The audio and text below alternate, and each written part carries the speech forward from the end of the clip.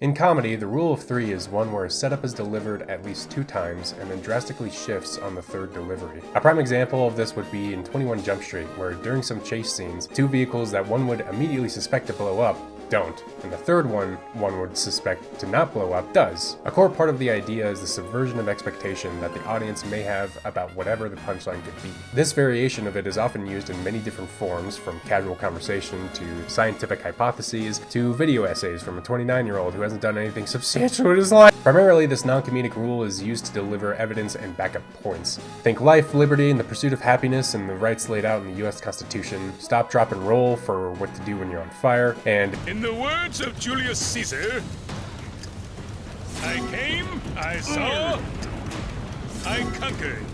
For how much Caesar wanted to emphasize how easily he walloped Pharnacles II of Pontus at the Battle of Zela. And while this rule is more often than not used non-comedically, like practically every literary tool, it can be used to make people laugh, if you know what you're doing. In both instances of the rule of 3, the baseline is 3 because the human brain likes 3s. Take the classic knock-knock joke formula. Knock knock, who's there? Bro who? Bro, snap out of it. Let's get back to the tag team double dash race.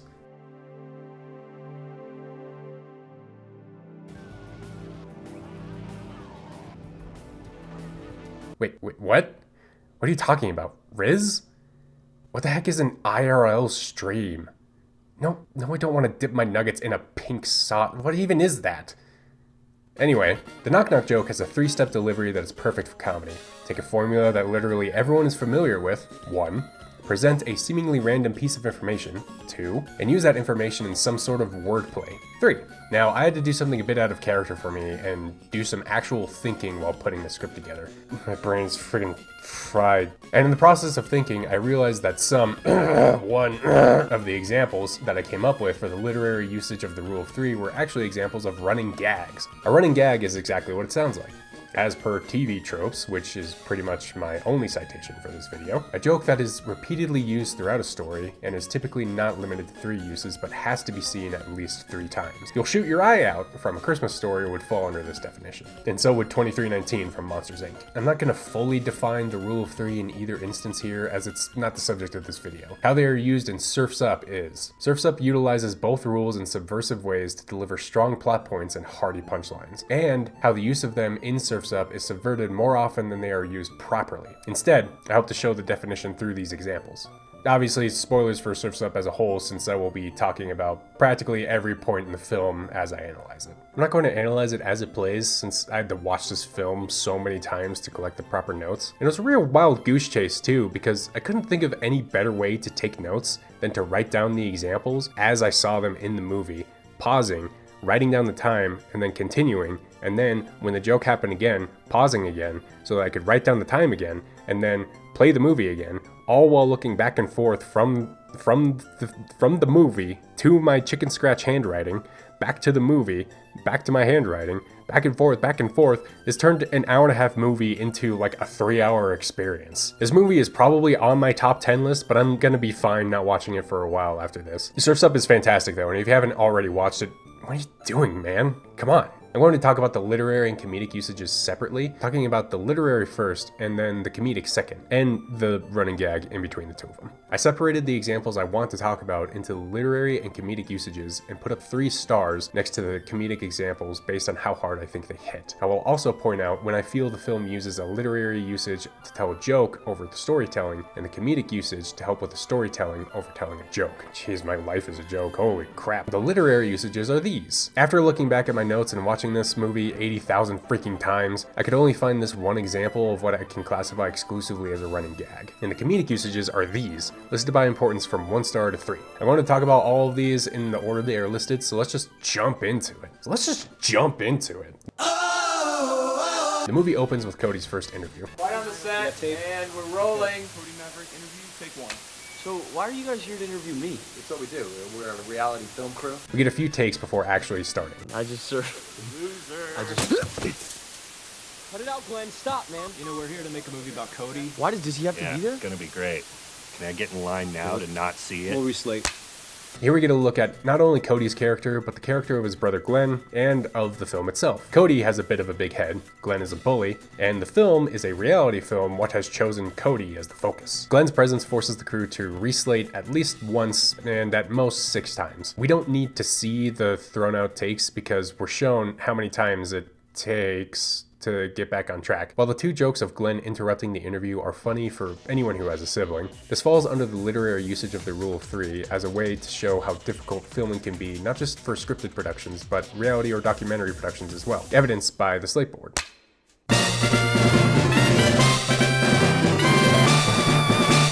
The next usage is in how Big Z interacts with Cody's necklace. The first time is when Z visits Shiverpool and gives Cody the necklace. Here we get a little laugh of Cody saying, He gives me this awesome, one-of-a-kind Big Z necklace. where someone with Z has a whole armful of them. In giving Cody the necklace, Z does it like any decent celebrity would, to be nice to a young fan. The second time Z interacts with the necklace is when Lainey puts Cody on Geek's table and he looks at it and scoffs at it in a way that can be immediately brushed off, since our only perception of this new character Geek is that he doesn't much care for anything outside of his trade. That's the whole point. Okay. No outsiders, Lonnie. Come on. I know. This is an emergency. He went down bad over the fault. I don't know if he... But as we watch, we of course learn that Geek is actually Big Z, and we can look back on this shot as Geek looking at the necklace as a reminder of his failures. The third time Z interacts with the necklace is just... Mwah. Mwah. Mwah. After Geek treats Cody's urchin injury, we see that he is very fond of clams. Please, bring me some clams. No. Maybe I'm running low here. No, I can't keep doing this. You gotta start taking care of yourself. Bye. Bring me some more clams. As he walks Cody back to the path, Cody realizes he's lost his necklace. No. Where's my necklace? Did you see my necklace? But Geek tells him, Ah, big deal. Get yourself another one at Reggie's trinket shops. No. which could be part of why Geek scoffs at the necklace initially. He's insulted by how branded his life as a surfer had become, and still, to him at least, evidently is. Cody says, Alright, he gave it to me himself. Who? Big Z, when he came to Shiverpool. That guy believed in me when no one else did. and Geek stops in his tracks, knowing that it was something that he gave to Cody over Cody just being a poser Big Z fan who buys a novelty Z necklace while visiting Pengu, strikes a chord with Geek, which Cody and presumably the audience don't notice. After Cody is on the path, Geek is alone in his tree, and we see him opening up clams looking for uneaten ones. When he bends down to grab one he knocked over, he sees and picks up Cody's necklace. He looks at it for a second before he drops it on the table. After striking the quintessential shonen anime protagonist pose, we cut back to Cody on the log. Geek runs up to him and drops the necklace on the log and says, Yeah, That's really cool of you to come back. Thank you. Better keep that knot tight. You lose it during a contest, it's a goner. This interaction is great for a few reasons. First, it reflects when Cody was first given the necklace. Instead of Cody being excited to receive the necklace and Z being polite, Geek is excited to give the necklace, and Cody is excited, yes, but I'd offer that he's being more polite here because his initial impression of Geek was negative and he's stumped on what he should do. So being polite is a good backup plan. Geek's advice to keep the knot tight is also foreshadowing for when Cody eventually rips the necklace off and tosses it into the waves after getting frustrated and disappointed by Big Z the night before the contest. And when Cody goes to grab the necklace during the contest, we can see the regret and loss in his eyes as he comes to the realization of what he had done the night before. So yes, this literary rule of 3 is very well done because of how important the necklace is to Cody as a character. Ah, the Cody Maverick kid does that. Wonderful, thank you. You know, you're sitting on thin ice. Next one to talk about is the old penguins on thin ice. This one kind of falls in between the two rules for me, and I'll get into why. So the first time we run into these geezers is after Cody says he works to sort the fish. It's where they sort the fish. It's the dumbest thing I've ever heard of. But yeah, I worked there just to kind of pacify my mom a little bit. I worked my way up from the sardine pile, then to the mackerel pile, and I ended up on the gefilte fish pile. All hard work. Not like some adventure. Yes, it's for the kid with the thing on the water. All three of these guys just enjoy each other's company and like to complain. They're real ones for real for real. As one is clearly heading the conversation and the other two are nodding along, we can hear cracking. He wants to be different. All the time with the different, or is that the time in the day? It's only 6 months in a day. Suddenly one of the penguins falls through the ice they're standing on, and the other two just go on with the conversation like nothing happened. Go! Now, you'll notice the question marks I have for the timestamp here. That's because we don't see when the second geezer falls through the ice. We just know that he did fall through when Mikey is looking for surfers in Shiverpool, and he passes by the only one who hasn't fallen through yet. Excuse me? Does anybody in this entire frozen wasteland surf? Ah, the Cody Maverick kid does that. Wonderful, thank you.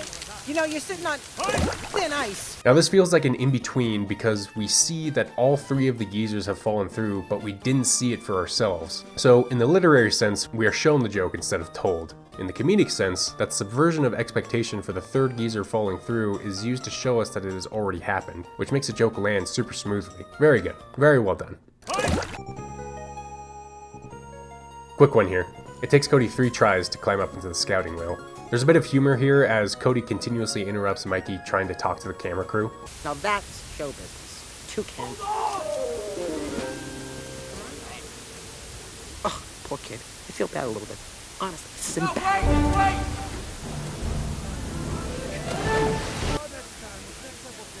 Yeah, so anyway. But the primary reason in story for why it takes Cody 3 times to climb onto the whale is to show how difficult getting onto the whale is, and that Cody needs help from others to become the surfer he wants to be. On the third attempt, he almost slips and falls, to presumably give up based on how desperate he sounds, until Chicken Joe puts down his board for Cody to grab onto. We got you. Oh, you were heavier than you look. One could also take Mikey's comment of, Because that was entertaining. In a horrifying sort of way. as foreshadowing as to why Reggie takes such an interest in Cody. Watching people fail is inherently entertaining. Poor kid. Poor kid. That was spectacular! Excuse me, are y'all with the cult? Yeah, this is it. Squid on a stick! The squid on a stick bit is one of my favorites. In this movie, in animated movies, in all movies probably, the setup is simple. Character eats a squid on a stick, typically within the presence of Chicken Joe, and says, tastes like chicken. Or in the case of Tink, Tastes like the first two instances of the joke are pretty much right next to each other in the movie. And the last use of the joke is practically on the other side of the film. The usage here is great because having the first two iterations of the joke come right after each other acts as a real 1-2 punch. With the first instance being inherently awkward because even though Mr. LaBeouf's delivery is iffy here, since he practically finishes saying chicken. I mean, it's not bad. It kind of tastes like chicken. Yeah. Sure. It's clear Cody's about to say chicken, but is luckily cut off by an woman, to change the subject. Coming through! Oh, crap. Now, like many jokes, it could have ended here, but it doesn't. Tank the Shredder Evans shows up and instantly builds upon the joke while also taking a jab at Joe. Tank, you okay? Tank needs fuel. Mikey, get the board, will you? Tastes like Jab at Joe. Perfect for his character. And when the third instance of the joke shows up, it's more than likely that you as a viewer have forgotten about it. But as soon as Joe pulls up the squid on the stick, the oh yeah begins to build up in your brain, and then when the penguin says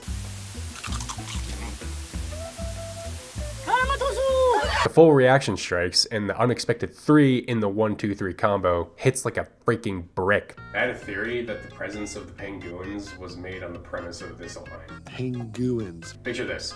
They're pitching a movie with penguins that surf. Where do you set this surfing penguin movie? Yo, look at the word penguin. It kind of looks like when someone says they're American or Sumatran or whatever else. So what if we set in a place called Pengu? That way, we'd have penguins who live in Pengu, and we can call them penguins.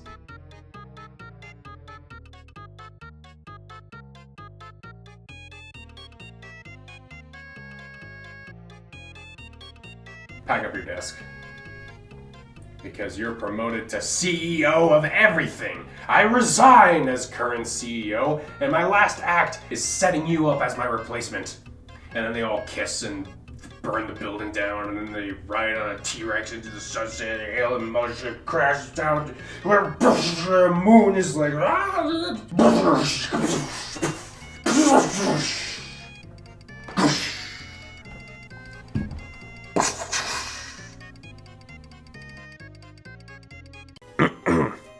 Anyway, I think the primary reason why this one hits so well is because of the timing of it.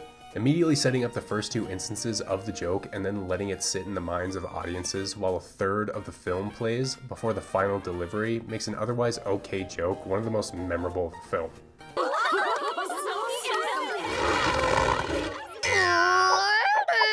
This is another good bit. It's great because in the initial setup, you could be led to believe that Tank is talking about actual women here. I love the looks my ladies give me. I love holding the ladies. You know what I'm talking about? These are my ladies.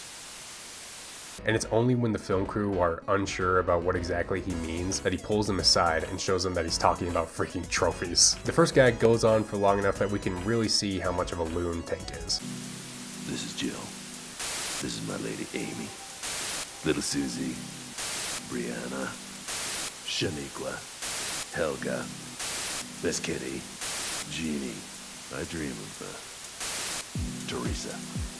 This spot is for my special lady. Leah. Oh yeah. That's a sweet, sweet lady. Tank, are you polishing your trophies again? Mom, I wasn't polishing, I was talking to my friends. I'm gonna be polishing later. What do you mean he's not a loon? Yes, of course I know he's a penguin. It's also a contrast to how Big Z has been presented thus far. Later on, we see how the confidence that Tank has is present in Big Z during their initial face-off. Winning had become everything to me.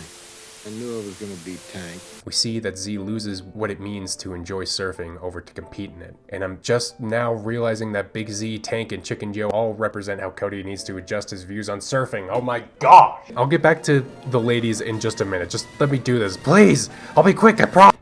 Fastest man alive. Which might explain why you can't get a date. Yeah.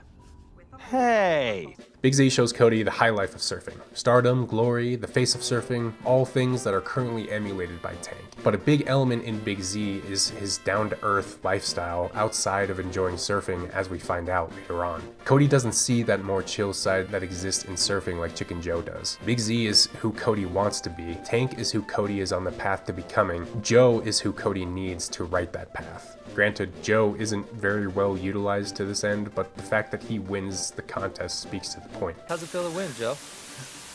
I won? Ladies? Anyway, later on we get a fairly quick shot of Tank blowing kisses at the trophy for the contest shown here, which builds up the joke and acts as a bit of foreshadowing. When everyone is at the starting line for the contest, Cody is locked in and Tank comes up and tries to ruffle his evolutionary water repellent feathers. Oh, look at this. You're going down, Snowflake. I'm gonna make you wish you were never even hatched. You wanna see my trophies? This interaction acts as a little mini version of the comedic rule of 3. Tank tries twice to get under Cody's skin through intimidation, but it's suddenly flipped when he asks, "Wanna see my trophies?" and winks at the camera. Holy crap, 42 minutes. Oh my gosh, this is gotta be editing garbage. More than likely you didn't see that coming, as Tank is a total lug. Here, give it a shot. Hey! Feels better when there's a lot of losers around. Was that your question? A role model? No. But I do consider myself somebody that everyone should look up to. You never want to get in there and, like, you know, help them out and show them how to surf and spend some time with the kids? No, I don't want to do that. What are your thoughts on that? What's up with the hair? Could fit a whole fish in there. Who relies on intimidation to bully people. So, seeing him seemingly drop the persona to maybe try to intimidate him by showing off all his trophies, or just because he's dumber than we may have thought up to now, makes me laugh a good laugh at the joke. In the final run of the joke, the camera follows one of the commentators to a distraught Tank. Folks, it looks like he's taking this loss pretty hard. Only for Tank to shift slightly and show that he's kissing the trophy. Foreshadowing is a literate. I wasn't kissing her. You can't have her! Some kids then take the trophy from him, play hot potato for a bit before breaking it. The payoff for all of it being that we get to see Big Bad Tank reduced to this. A pretty good bit. During these interviews, we get to see more of how the dynamic works in the Maverick family. Glenn has a lot more respect from their mom than Cody does. Edna, that's Cody's mom's name, by the way, seemingly doesn't know how to deal with Glenn's treatment of Cody. When she serves her sons the casserole, Cody is indifferent, Glenn is excited, and when Edna walks away, she looks at Glenn with pride, while not looking at Cody at all. In the second interview scene, the crew asks a question, and Edna starts to answer before Cody and Glenn start immediately bickering. What do you guys think about Cody going into a contest and possibly winning? You know, I'm... Why did you just laugh? like it's possible that you're gonna win, like you're gonna do anything. Again, sibling core. All the interviews show the hierarchy of the house as first Glenn, then Edna, and Cody last. We also see the couch hierarchy. Glenn on the left, wait, is this the left or the right side? Because when you're looking at it, it's the left side, but when you're sitting on it, it's the right. Is it like a stage left, stage right kind of thing? Is it just the seat closest to the window? What is this? Peter, what is this? Tell me out. Glenn close to the window.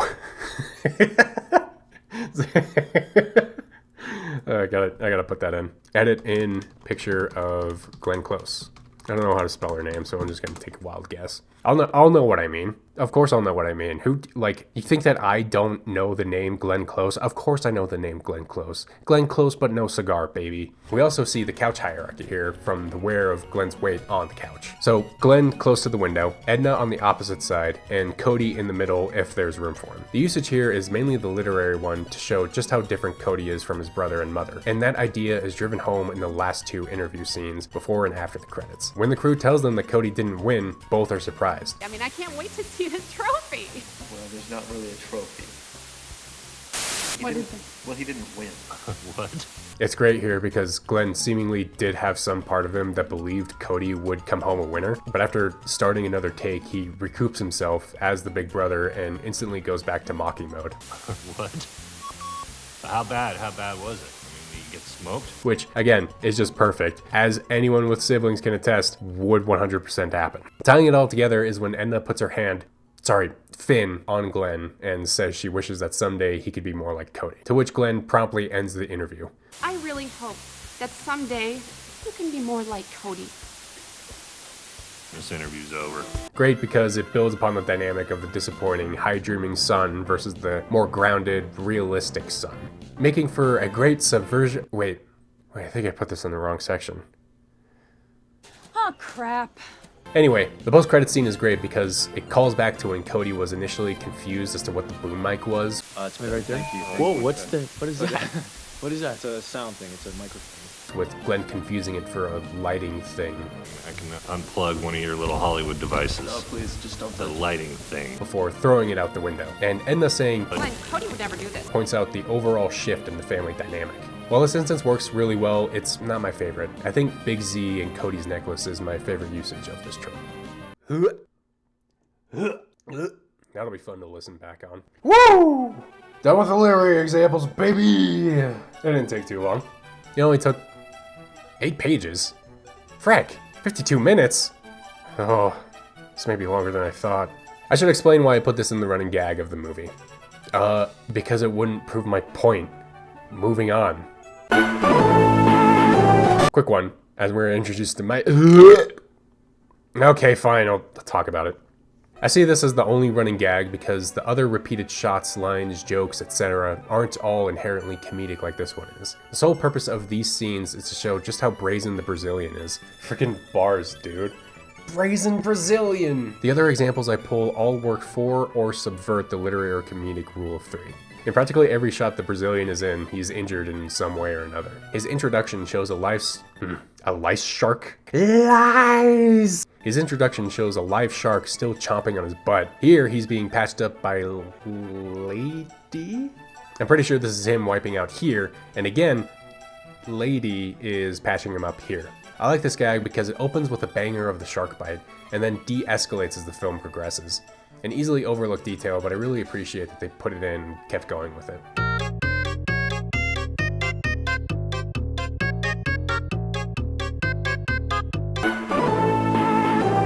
Quick one. As we are introduced to Mikey, we see him as he is out recruiting surfers. We see more than a few penguins, and then Joe in the background sticking his head into the whale's blowhole.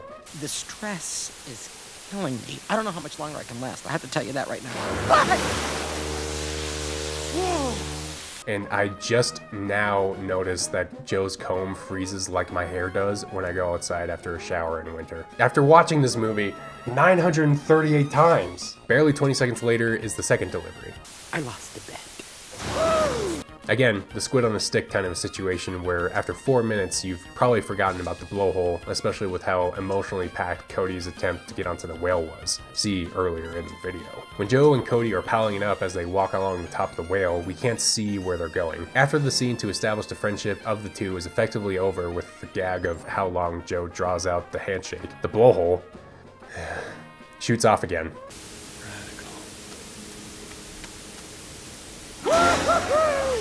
A very easy and funny slapstick gag. Danny and Arnold. Love those two guys. This one could easily be put in the literary or running gag section, but because of its twist use at the end, it gets placed here. Danny and Arnold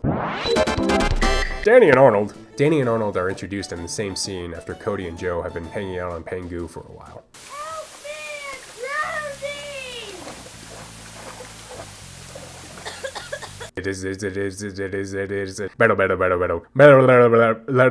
Arnold appears to be drowning, but Danny running up to where he is in the waist-deep water shows just how ridiculous it is for him to be drowning in such shallow waters. When he's safe on shore, he's acting real cozy with Danny. I just don't think it's very good for your brain. I know. Okay. Yeah, that was awesome how you saved his life and all. That was just...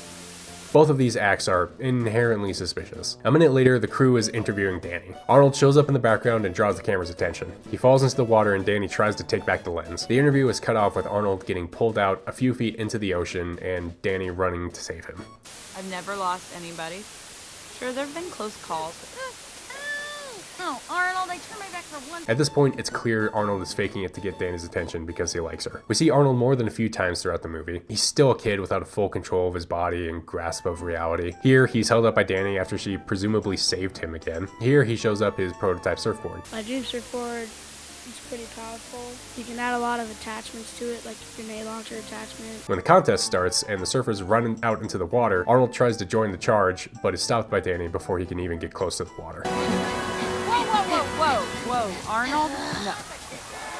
His final appearance is after the climax where Danny and Cody are sending him off on a wave. When he looks back and sees Cody and Danny getting closer, he pitches himself off the board to get Danny away from Cody. It's just really cool to have everything I need. The reason I put this in the comedic subversive side is because of how it is used. The first time it shows up, one could shoo it off as a kid just being dumb, but when it happens again and we see why Arnold does it, it makes us look back on the first time and laugh harder for knowing why it happens. The third time it happens, it's like the squid on the stick because of how distant it is from the other two. When Cody and Danny are pushing Arnold off, the fact that he fakes his accidents for Danny's attention pops back into the mind. The unexpected factor comes from the growth that all of the main cast characters have gone through. We expect the other characters to have also experienced a growth. And with Cody and Danny pushing Arnold off, we can assume they gave the young penguin chick some pointers. The young penguin chick. The penguin chick. The young penguin. I think I'm just gonna say the young penguin. And with Cody and Danny pushing Arnold off, we can assume they gave the young penguin some pointers. More than likely to the point where he can balance on a board considering the confidence Danny and Cody have in letting him go. When Arnold jumps off, it's clear he hasn't, like, at all grown. I may be reading too much into this one, but I still think it's pretty solid. All this for Picture. Whoa! Another quick one. When Geek needs to treat Cody's urchin injury, he says he knows what to do, but has to find the right tool first. The first thing we see him grab is a saw, then a cleaver. I think Cody has a pretty reasonable reaction to both. There's a saw! You just threw a saw! I also would not like to have my foot chopped off. So, when Geek grabs the jug, we might be a little confused. What is he going to use that for? I like to think that Geek, Lonnie, and Cody all represent the three types of people who are watching. I think it starts with an R. Right. It's... Lonnie and Geek is the person who knows what to do immediately. Lonnie is the person who needs to be reminded, and Cody is the vast majority of people who have no idea what's about to happen. The comedy for this one comes in the seemingly innocuous use of the jug in juxtaposition of the saw and cleaver, and also the fact that it's used for body humor. The ensuing events also add to the humor. Cody screaming, Geek saying, Kid, you better keep your mouth shut. Say what I tell you. And Lonnie putting her hand up between her eyes and Geek.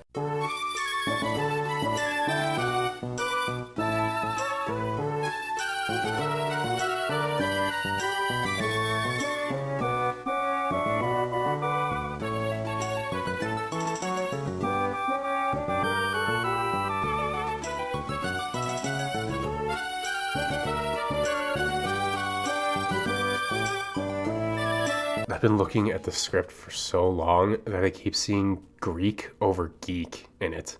It's all geek to me. Woo! Here we go. I love this bit. I love this scene. I love this movie. After Geek brings Cody his necklace, he sees Geek.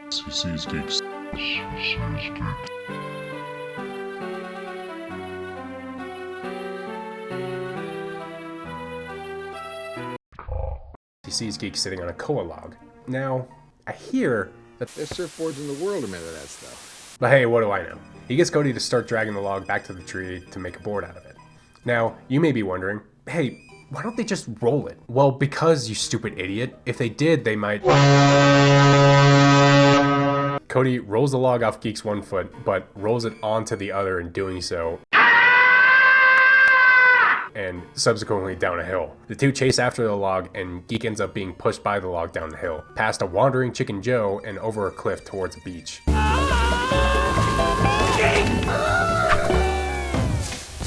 As Geek climbs up the hill, Cody notices the beach and heads down to check it out, stepping on Geek's hand in the process. Come on, let's get out of here. No, come on, man. Let's go check it out. Ow.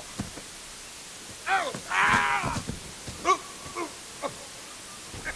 Hand? Alright, end of his fin. Happy? Frick. That step on the hand, fin, serves as the third delivery. This whole scene was slapstick goodness. Slapstick. What the frick?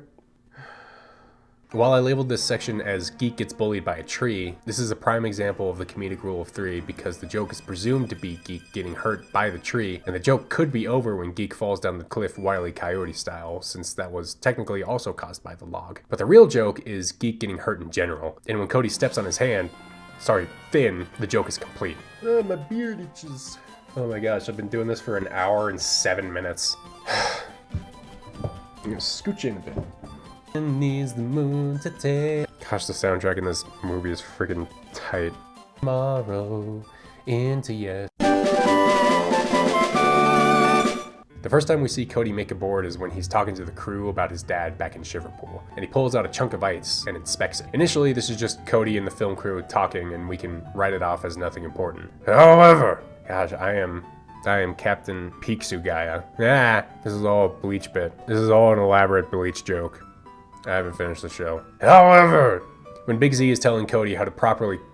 frick, I have to stop recording again because the freaking heat turned... Good news is that I was able to watch a video about recording audio in Audacity while that heater was going on, so I think I know what my workflow is going to be.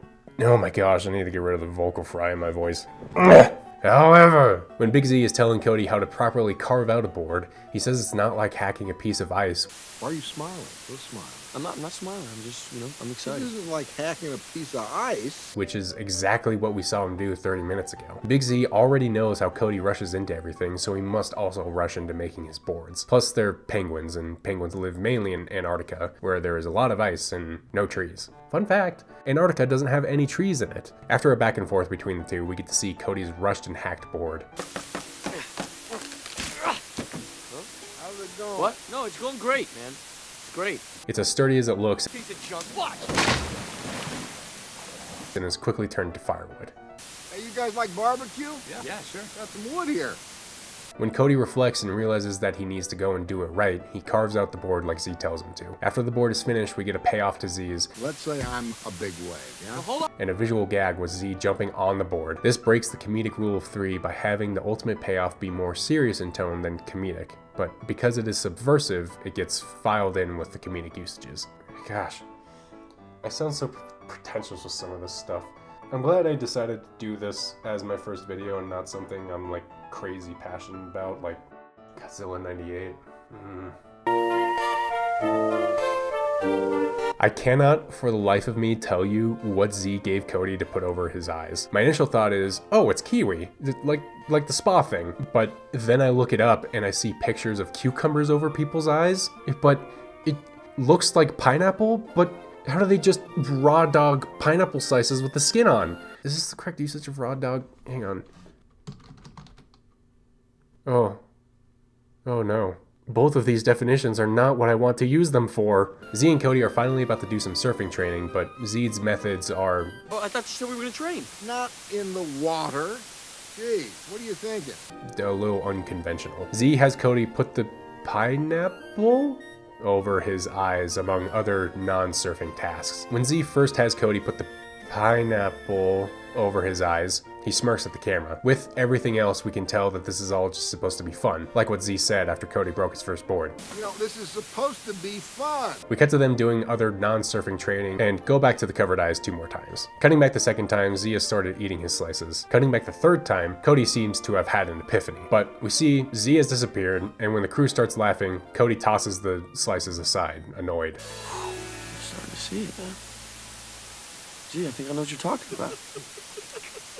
Oh, well, that's great. As long as we're all having fun, right? I put this in the comedic rule of 3 because of Cody saying, Gee, I think I know what you're talking about. I think the joke is more about Cody coming to a false or imagined conclusion than the veil of the prank coming down. This is pretty good. I am Reggie Belafonte. Oh, whoa, is my hair out? What is a man? Reggie makes a real big deal out of his hair. It's one of the first things we learn about him during his initial interview. How's my hair? Is it messed up? Because I ain't got all day. Shut up. It's musk. Is it musk? His hair is so important to him that he puts it on all the boards he hands out. We don't really get a lot of dialogue about his hair, but with how much it stands out on his character design and his brand, it's clear how much the otter enjoys his hair. The next important bit of dialogue we get is when he's telling everyone about Cody's return, and he says, Thank you, Reggie Belafonte. Hey, little guy, big hair, big thoughts, big heart. Come on. Little guy, big hair, big thoughts, big heart. Come on. So with how confident he is about his hair, when this I am Reggie Belafonte. Oh, turn that thing off. happens, we would probably be shocked to see the hairpiece fall off, hence its placement here. Subversion, Father Mucker, do you speak it? He really doesn't mean it, you know, he never even knew his father! Whoa! Look at this! Look at this one! This is the first one with 2 stars. It must be getting pretty good. I really like this bit. The setup is simple. Character talks about a parental figure, and then a comedic old and worn picture is shown. The first instance is when Edna, again, this is Cody's mom, in case you forgot, is talking about Cody's childhood. The initial joke hits because of the slow zoom out. When Edna says, He never really knew his father. we can automatically infer that Bob Maverick is dead, especially with the seemingly innocuous, look at the size of this beast I caught picture. It's when the picture zooms out and we get this hyperbolic and exaggerated evidence of his death that we immediately laugh. Didn't even know what was coming. When Chicken Joe talks about why he's out looking for Cody, he mentions not really knowing his father either. We got a lot in common. I never really knew my father either. We get a shot of Chicken Bob holding up a cob of corn in a farm. This makes sense since he's a chicken and Sheboygan is... Hang on, where the frick is Sheboygan? Near Lake Michigan, right? Dude, I'm from Lake Michigan. What's their main export? Food and machinery, dairy products, bottle caps? Okay, sure. I'm gonna say Sheboygan is more rural, so a farmer chicken living in Sheboygan makes total sense. When the zoom out happens and we see the picture is on the side of a bucket of fried chicken, this time it's both the obviousness and the absurdity of Bob. Holy crap, they're both named Bob. Save Martha! It's the absurdity of Bob being a 6-piece combo that acts as the punchline. Gosh, dude, it's like magic. As soon as I explain it, it doesn't really seem that fun anymore. Holy crap. The implication that Chicken Bob was a 6-piece combo for an actual fast food chain that humans go to, so humans exist in this sentient animal world? What the frick? Did this just turn into a beloved property goes here was much darker than you thought it was flavor of video? Dang. The next picture would be the last one if not for a surprise tool that can help us out later. It's Tank talking about his history with surfing. Yeah, I can't remember a time when I wasn't surfing. I think she pooped me out, just put me right on there. What makes this one the subversive of the 3 we've talked about so far is how both Cody and Joe look enough like their dads, but Tank's mom looks pretty much exactly like him if he were to put on a wig. So the absurdity of the resemblance breaks the mold. Only shooting star. And we learn a few seconds later that she's still alive. That's a sweet, sweet lady. Tank, are you posing your trophies again? So that also subverts the expectation the previous 2 photos have set for their parent to be dead. Also adding to the subversion is how this is the first photo to show the child and the parental figure in the same shot, which shows how much closer Tank is to his mom than Cody and Joe were to their dads. The final picture shown to us is here when Lonnie is explaining her relationship with Big Z. What does it matter to you anyways? He's my uncle.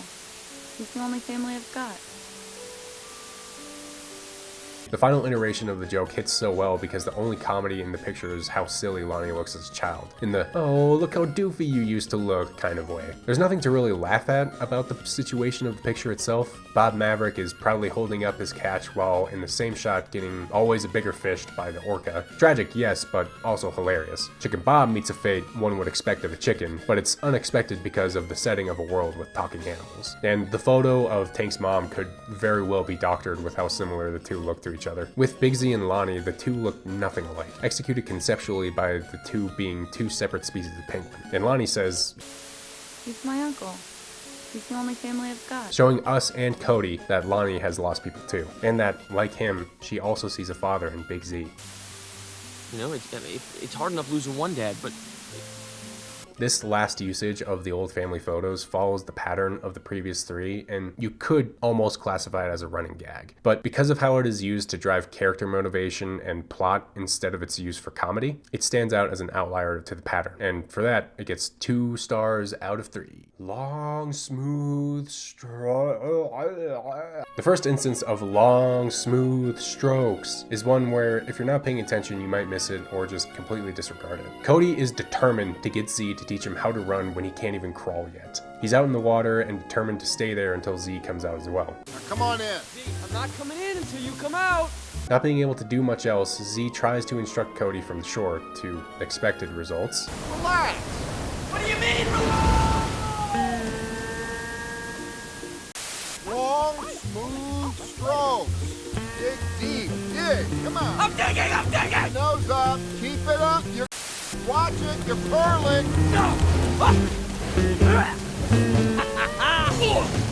One of the instructions is long, smooth strokes, which sounds like normal instruction one might hear in their first surfing class while on vacation at a beach. The second time this shows up is when Z is telling Cody how to carve out a log, except he doesn't say the exact line, omitting the smooth part. Long strokes. But as anyone who has worked with wood will tell you, going against the grain is rough, and with the grain is smooth. Rough. Smooth. Rough. Smooth. And for anyone who wants to pull the, well, it still doesn't count because he didn't actually say it card, I present you with the next drop. When Cody and Z are on a wave and Cody seems to be tripping, ooh, stumbling, ooh, flipping, ooh, fumbling, ooh, Z slides in and says, long, slow, smooth. Long,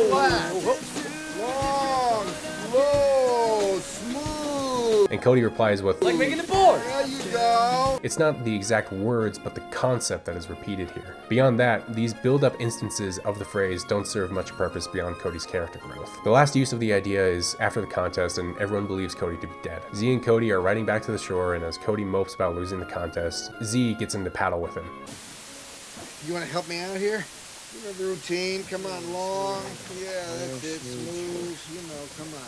As another aside, I just want to say how great thematically it is for Z to come back to the shore and out of hiding on the same board he left on. In the shrine to Z coming down, Z himself comes back up. And from the boneyards as well. The place where he makes everyone believe he disappears into is where he comes back to them from? Are you kidding me, bro? The Wicked Witch of the East, bro. Frick! This movie's good. Have you seen it? It's so good, bro.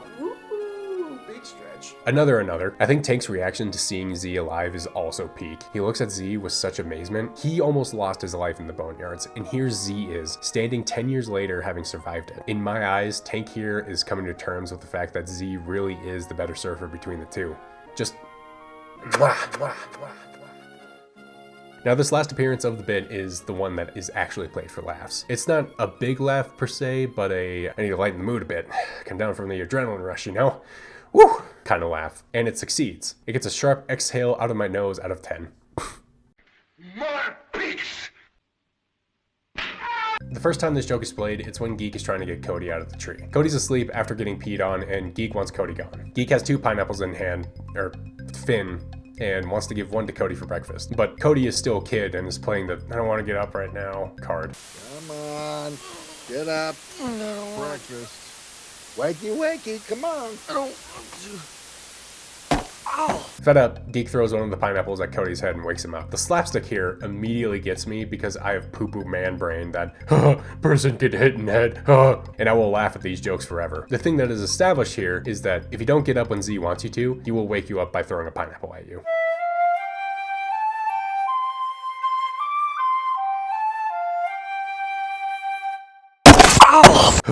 Person get hurt in head, ugga bugga. Person hurt in head, ugga bugga. We see this idea built further after getting to see Z's more goofy side. Cody falls asleep on his board after he finishes making it. Z comes into frame, tosses up a pineapple and winks at the camera, acting like he's going to drop it on Cody's head. But after seeing Cody's newly finished board, he tosses the pineapple behind him instead. The sound of the pineapple smashing behind him is what wakes Cody up. The pattern is still there. Wake up, or face the wrath of the multiple fruit. In this particular instance, twist the formula a bit by eliminating the thrown at the head part of the first one. The third time the joke shows up, the tables are turned, or one could say subverted, and Cody is the one throwing the pineapple this time.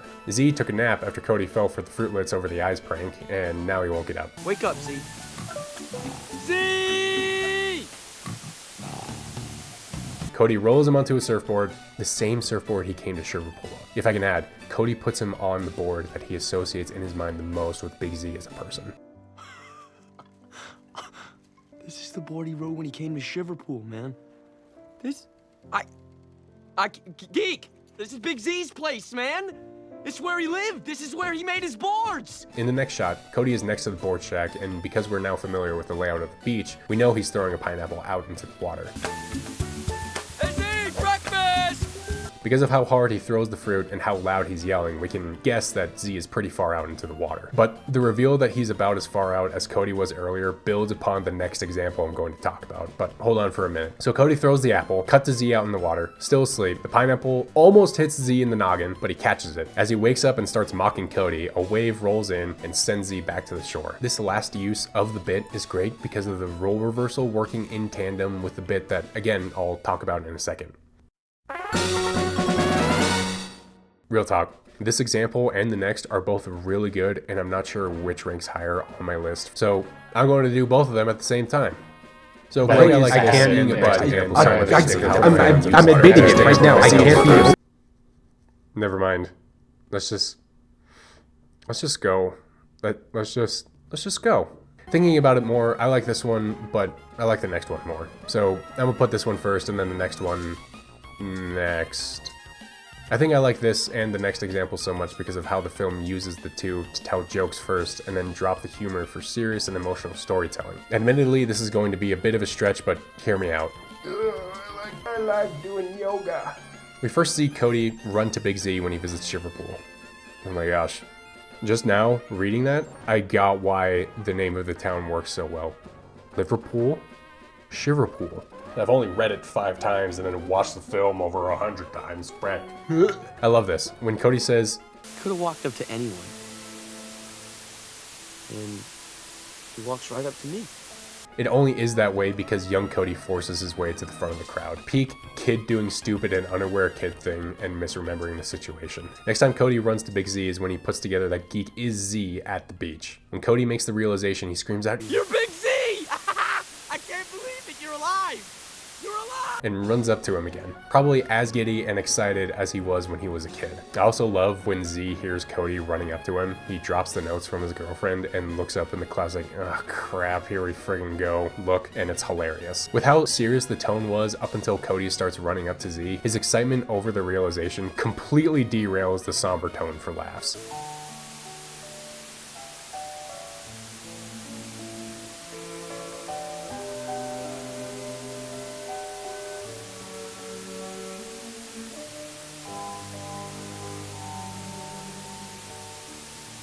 I could tell. He needed some space and, some time to himself. I didn't want to, ask him all these questions, so just kind of stood there quietly. You're Big Z!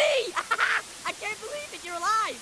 You're alive! That's the respectful way to go, I think. The last time Cody runs to Big Z is during the Boneyard scene. As Cody is flung through the wave toward Big Z, he screams his name again before he's caught and they take cover behind the Big Z shrine.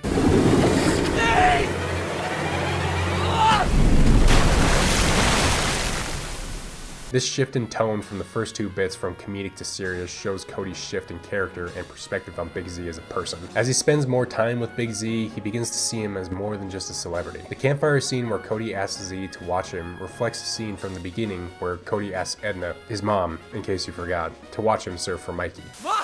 Ma! Ma, he came, the scout! Mikey, he came, he's here! He's here on... But he's giving me a shot now, Ma. Okay. Want to watch me surf, Mom? No, that's okay. Just this time. I'm busy. I'm stopping here. Okay. All right, what? Wish me luck. Cody obviously cares a lot about his mom's opinion and support, and he asks her in earnest if she'll watch him. Just this time. And she declines. Cody is notably let down from this denial. When he asks Big Z to come watch him surf in the tournament the next day, he again asks in earnest, but again is rejected. Cody doesn't say it, but it's clear he pines for the approval he never receives from those he looks up to and respects. After he flings his necklace into the ocean and has this interview. Not good. This is when I needed someone. I needed him. You know, it's hard enough losing one dad, but... What do you mean by that? Nothing.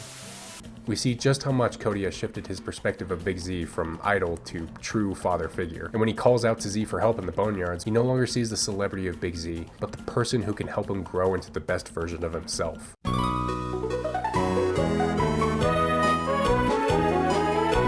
So Cody is being a butt and trying to bait Z into coming out into the water, and Z isn't caving.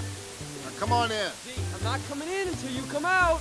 Z, knowing more than Cody about everything involving serving, sees a wave Cody and the film crew doesn't and marks an X in the sand and starts counting down. That one. 5, 4, 3, 2, and... Cody ends up landing right on it. The purpose in the story is to show the gap in the abilities between Cody and Big Z, and to do so humorously. The second time the joke appears is masterfully implemented. When Cody throws the pineapple at Z and starts counting down, Z gets caught in the wave and eventually washes up on shore. When Z gets up, we see an X written in the sand underneath him. The tables have turned as Cody is the one who pranks Z this time. What makes this joke stick out is how unexpected it is. Yeah, we've been watching Cody develop as a surfer, but until he gets the idea to prank Z back, he has been taking everything seriously. Take it, Cody. Can we do some training, like, seriously, please? What are you talking about? What do you think we're doing? We're acting like a bunch of nut jobs. That's what I think we're doing. Yeah, good, you're learning. In these few seconds where he puts Z on a board and throws a pineapple at him, we can see Cody has loosened up. And seeing how much he has loosened up, when Z pushes up and sees the X under him, it comes as no surprise and delivers a real knee slapper. The third time the bitch shows up is in the climax as Cody tries to swim to Z and keep from being ripped apart in the boneyards. At this point, both characters know the idea behind writing the X, both know how to execute it, and, like the squid on a stick, we as the audience will remember it if and when it comes back. Z knows there's no way Cody will be able to paddle fast enough to get to him before the next wave comes. Dig! Dig! Don't dig! Don't dig! So he sets himself up on the Z shrine and crosses an X on his chest. Both of them start counting down. 5, 4, 3, 2, 1.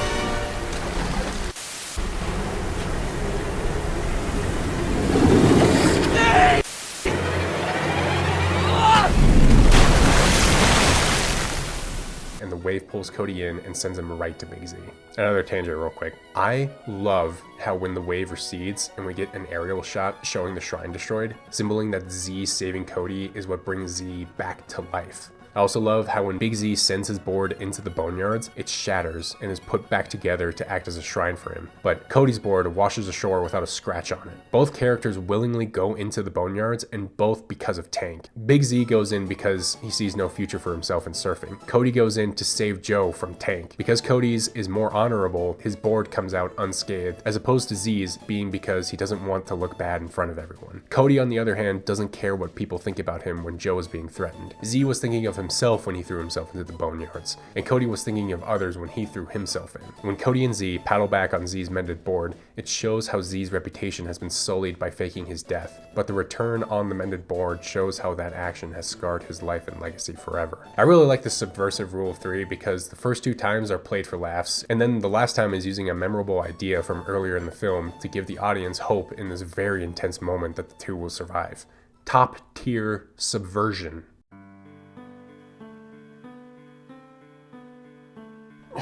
I don't freaking know. Surf's Up is a subversive masterpiece. Probably not that. I guess I can default and say, just because it's made for kids doesn't mean it can't have good writing. That seems rather basic. I've never done this before. Hang on, let me just check some notes. Circle back to where you started. The conclusion is just the introduction again. Huh.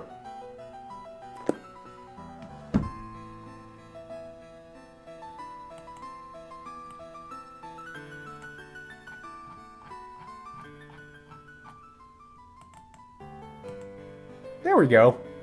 No, for real. Surf's Up is great because it knows how to use both the literary and comedic rule of three. It knows how to use them as they were intended to be used and how to twist them, repurpose them to make them hit harder than if they were used normally. In a way, Surf's Up is a subversive masterpiece because in following the rules to a T, the T in 3, in some instances, it shows that it knows how to play by them. And when it breaks the rules at other points, it isn't a foul or a violation. It's showing us that the two different kinds of rule of three, these tools that we can use to elevate our writing and storytelling, whether in comedy or in other literature, aren't limited to use solely within those confines. Really, you can turn practically any tool in that $1,000 plus rolling toolbox into a hammer if you need to. So, I'll ask again. Have you seen this movie? Because if you haven't, you should. Thank you for watching, and I hope to see you again. Hey, thanks for watching all the way to the end. This was really fun. I really found my editing style kind of halfway through editing this video, and it probably shows. There are probably some parts that are differently edited than others, and there may be some jokes that show up at some parts that don't at others, or whatever. Whatever it is, this was fun to make. I didn't expect this video to turn out to be over an hour long, but here we frickin' are. And it's so funny to me that I am now one of those people who says that I didn't expect such and such to turn out such and such a way. Because I always hear those people and I'm like, yeah, you did. You meant to do it. Otherwise, why the frick would you have done it this way? And now I am that person that didn't intend for it to be this way, and now it is that way. Funny how life works sometimes, you know? So, I am coming to you from a different room in a different building in a different city, and that really kind of like put a hammer to the workflow that I wanted to do. I kind of said it in my first video that I wanted to put out that video so that I could learn how to edit in a way that I would enjoy. Like I wanted to come up with a way to edit that I myself would be satisfied with, and I feel like halfway through this I was able to do that, and I'm relatively proud of how this turned out. I've also learned that there really is merit to doing like opening exercises to whatever it is you're doing, like whether you're stretching or you're just like getting into the flow, you're doing the red leather, yellow leather, red leather, yellow leather, yellow leather, red thing, or whatever. Doing those warm-ups really does help, because it was like halfway through. I wrote this over the course of, I think, a couple days, and then edited it over the course of like a week or two. After talking to my brother about it, thank you, brother, for your help. I really appreciate it. And after getting it edited, I struggled with actually setting myself down and recording the audio for this. And then it ended up being over 2 hours long, and that was something that I had to really scrunch down. It was fun though. And then after getting it recorded, that's when I ended up moving. And it took me like a month to get situated so that I could actually set myself down and crunch down the audio, and then collect all the video, and then edit all the video, and all this other stuff. That leads us to about like a month and a half later. I know I said that in my first video that I would probably have this out at the end of March, and it is now the end of April. So thank you for your patience. I know that this video and my actual first video aren't exactly the best videos in terms of quality, and that's kind of the whole point. Like you're gonna start out terrible, so why not just accept that the first thing isn't going to live up to your standards, do away with that, finish it anyway, and then just move on. That's what I'm trying to do here. That's what I encourage you to do, because I don't think anyone else is talking about how Surf's Up utilizes the rule of three. So if I didn't talk about it, then probably no one else would. And if there's something that you yourself see that other people aren't talking about, then you should probably talk about it. The point that I'm trying to make is no one can say what it is you want to say quite like how you want to say it. So stop, don't hold yourself back. Branch out, reach out, and grab that, because real growth doesn't happen inside of your comfort zone. This is very, uncomfortable for me. Putting my voice and my opinions out there, there are going to be comments. Let me tell you. Joke's on them because I have 5 siblings. So I'm like a duck. It just washes right off my back. I'm like a penguin. It just washes right off my evolutionarily water repellent back. Got it that time. This and the first video are kind of experimental in the sense of I don't have too many views on that first video, and I don't know if it deserves that much views, and I don't know how much views this deserves either. But there are a few other kinds of videos that I would like to do. I have some commentary. Like any human being, I have commentary about life and my own experiences in it. I've thought about doing like just a little chit-chat session telling you about stupid things that I did as a kid, or I would like to rank all of the episodes of Godzilla the series, which, again, I said it, one of my passions, so I have an idea for a kind of exercise-related video. I think I'm gonna do all of them. I'm gonna do the videos that I want to do, and I want to do those. Thank you again for sticking with me. The audio probably sounds a little different because of the different room that I'm in. Thank you for sticking with me to the end of this video and to the end of this slightly scripted spiel. Thank you again for watching, and travel safe if and when you do.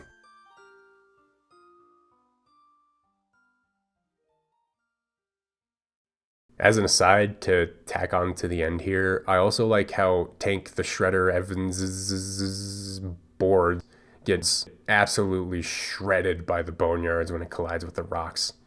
Okay, bye!